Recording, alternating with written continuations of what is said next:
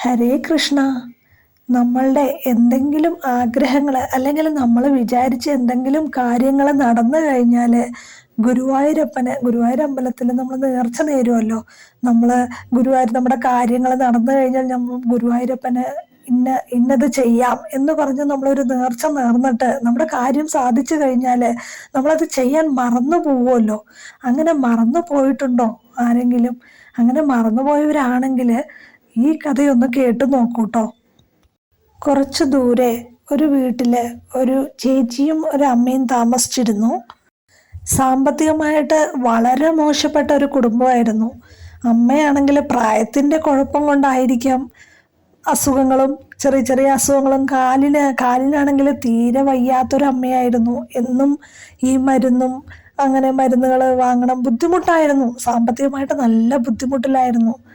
ചേച്ചിക്കാണെങ്കിൽ ഒരു ജോലി എവിടെയും കറക്റ്റായിട്ടൊരു ജോലിയില്ല. അങ്ങനെ നടക്കുന്ന ഒരു സമയം, കഷ്ടപ്പാടിൻ്റെ അങ്ങേയറ്റം എത്തിയ ഒരു സമയമായിരുന്നു.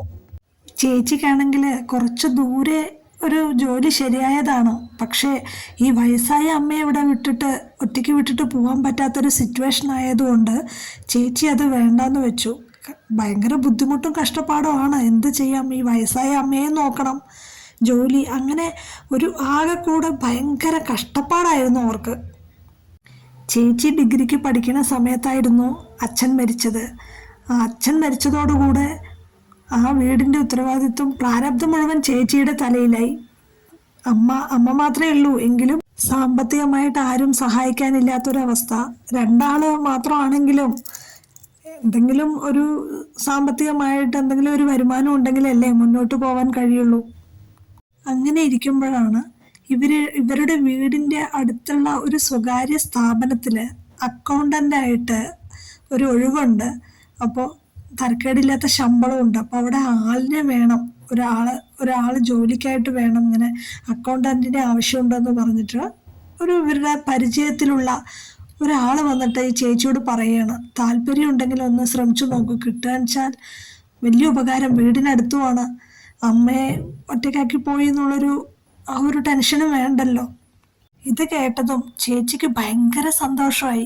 അങ്ങനെ ചേച്ചി അത് പോയി നോക്കാമെന്ന് വിചാരിച്ചു. പക്ഷെ അതിനു മുന്നേ അമ്മയെ ഒന്ന് ഹോസ്പിറ്റലിലൊന്നും കാണിക്കേണ്ട ആവശ്യം ഉണ്ടായിരുന്നു. അത് കഴിഞ്ഞ് അതിൻ്റെ പിറ്റേ ദിവസമാണ് ചേച്ചി ഇങ്ങനെ ആ സ്ഥാപനത്തിലെത്തിയത്. പക്ഷെ അപ്പോഴേക്കും ഒരുപാട് വൈകിപ്പോയിരുന്നു.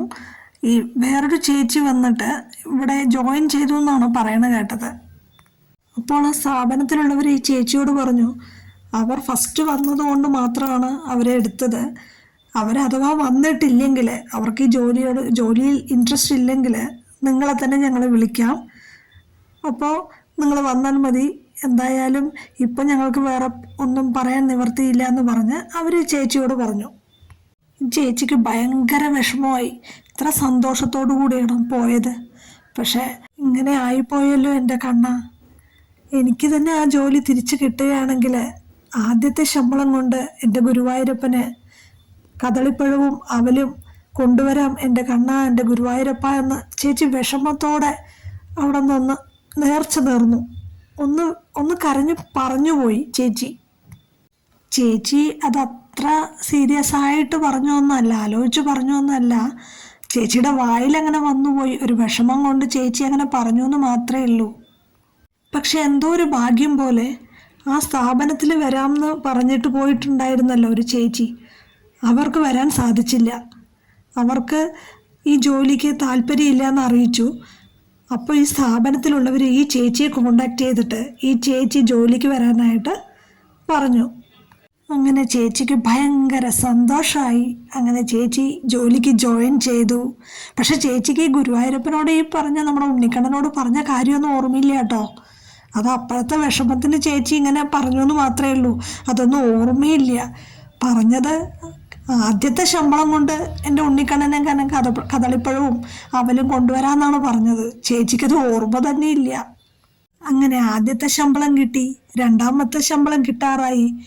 പക്ഷെ നമ്മുടെ ഉണ്ണിക്കണ്ണൻ ഗുരുവായൂരപ്പൻ അങ്ങനെ വിടുവോ? ഉണ്ണിക്കണ്ണന് ഭയങ്കര മോഹ. നമ്മളെന്തെങ്കിലും പറഞ്ഞിട്ട് നമ്മൾ മറന്നാലും നമ്മുടെ ഗുരുവായൂരപ്പൻ അത് മറക്കില്ല. അതിപ്പോ നമ്മൾക്ക് ഇങ്ങോട്ട് തരാനാണെങ്കിലും നമ്മൾ അങ്ങോട്ട് കൊടുക്കാനാണെങ്കിലും. ചേച്ചിക്ക് ഇപ്പൊ കുറച്ച് ദിവസങ്ങളായിട്ട് എന്നും സ്വപ്നത്തില് ഒരു ചെറിയ കുട്ടി വന്നിട്ട് എന്നെ എന്താ മറന്നോ, എനിക്കെന്താ തരാന്ന് പറഞ്ഞിട്ട് തരാത്തത് എന്ന് ദിവസവും ചേച്ചിക്ക് ഈ സ്വപ്നം കാണണമെന്നാ പറഞ്ഞേ. ചെറിയൊരു കുട്ടി. പക്ഷെ ചേച്ചിക്കാണെങ്കിൽ ഈ ഗുരുവായൂരപ്പനോട് ഈ പറഞ്ഞ കാര്യം തന്നെ ഓർമ്മയില്ല. ആ സമയത്ത് ചേച്ചിക്ക് നല്ല കടുത്ത പനി, ഓഫീസിലും പോവാൻ പറ്റണില്ല, അങ്ങനെ ഭയങ്കര പനി. എന്താ ചെയ്യാന്നറിയണില്ല. ഈ സ്വപ്നത്തിലാണെങ്കിൽ ഇങ്ങനെ കാണുന്നു, എന്നാ ചേച്ചിക്ക് ഈ പറഞ്ഞതൊട്ട് ഓർമ്മയും ഇല്ല. അപ്പോഴാണ് ഈ കൈനോട്ടക്കാര് അതുവഴി പോകുന്നുണ്ടായിരുന്നു. അപ്പൊ അവര് ചേച്ചിയുടെ വീട്ടിലേക്ക് ഒന്ന് കയറി.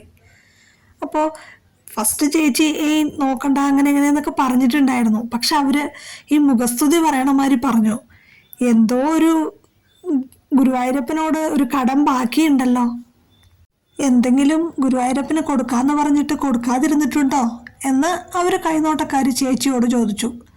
ചേച്ചിക്കാണെങ്കിൽ ഇതൊന്നും വിശ്വാസം ഉണ്ടായിരുന്നില്ല, ഇതിലൊന്നും വിശ്വാസം ഉണ്ടായിരുന്നില്ല. ഇതെല്ലാം അന്ധവിശ്വാസം എന്ന് പറഞ്ഞ് നടക്കുന്ന ചേച്ചിയായിരുന്നു. അവരപ്പോഴും പറഞ്ഞു, നിങ്ങൾ എന്തോ ഗുരുവായൂരപ്പന് കടവുണ്ട്, ഗുരുവായൂരപ്പന് നിങ്ങൾ എന്തോ കൊടുക്കാന്ന് നേർച്ച നേർന്നിട്ട് നിങ്ങളത് ചെയ്തിട്ടില്ല, അത് കൊടുത്തിട്ടില്ല പറഞ്ഞു. അപ്പോഴാണ് ചേച്ചിക്ക് അത് ഓർമ്മ വന്നത്. ജോലി കിട്ടിയാൽ ആദ്യത്തെ ശമ്പളം ഗുരുവായൂരപ്പന് കദളിപ്പഴവും അവലും കൊണ്ട് കൊടുക്കാന്ന് നേർച്ച വെറുതെ ഒന്ന് പറഞ്ഞു പോയതാണ്. അത് കൊടുത്തില്ലല്ലോ. ചിലപ്പോ അതായിരിക്കും ഈ സ്വപ്നത്തില് ഒരു കുഞ്ഞുകുട്ടി എന്നും വരണത്. സ്വപ്നത്തിലെ കുട്ടി എപ്പോഴും ചേച്ചിയോട് എന്നെ മറന്നോ, എനിക്ക് എന്താ തരാന്ന് പറഞ്ഞിട്ട് കൊണ്ട് തരാത്തത് എന്നൊക്കെ ചോദിക്കുമായിരുന്നു. അതൊക്കെയാണ് ചേച്ചിക്ക് ഓർമ്മ വന്നത്. അപ്പം ഞാൻ ഗുരുവായൂരപ്പന് പറഞ്ഞ കാര്യം കൊടുത്തിട്ടില്ലല്ലോ, ചിലപ്പോൾ അതായിരിക്കും എനിക്ക് ഈ സ്വപ്നത്തിൽ ഇങ്ങനെ. ചേച്ചിക്ക് ആകെ അത്ഭുതവും അമ്പരപ്പും എല്ലാം കൂടെ. ചേച്ചി പനിയെല്ലാം മാറി അപ്പോൾ തന്നെ ഗുരുവായൂരമ്പലത്തില് കദളിപ്പഴവും അവലും കൊണ്ടുപോയി ഗുരുവായൂരപ്പനെ വിളിച്ച്, തെറ്റ് പുറത്തു മാപ്പ് തരണേ എൻ്റെ കണ്ണ, ഞാൻ പറഞ്ഞത് മറന്നുപോയല്ലോ എൻ്റെ കണ്ണ, എന്നോട് പൊറുക്കണേ എൻ്റെ കണ്ണ എന്ന് പറഞ്ഞ് അത് കൊടുത്ത് സന്തോഷത്തോടെ തിരിച്ചു വന്നു എന്നാ പറയണേ. നമ്മളെ ഗുരുവായൂരപ്പന് എന്ത് നേർച്ച നേർന്നാലും നമ്മൾ മറന്നാലും നമ്മുടെ ഗുരുവായൂരപ്പൻ മറക്കില്ല കേട്ടോ. നമ്മൾ എന്തെങ്കിലും അങ്ങനെ ആഗ്രഹിച്ച് പറഞ്ഞിട്ടുണ്ടെങ്കിൽ നമ്മളത് ചെയ്യണം. ഉണ്ണിക്കണ്ണൻ അത് കാത്തിരിക്കും. എല്ലാവരെയും ഗുരുവായൂരപ്പൻ അനുഗ്രഹിക്കട്ടെ എന്ന് ആത്മാർത്ഥമായിട്ട് പ്രാർത്ഥിക്കുകയാണ്.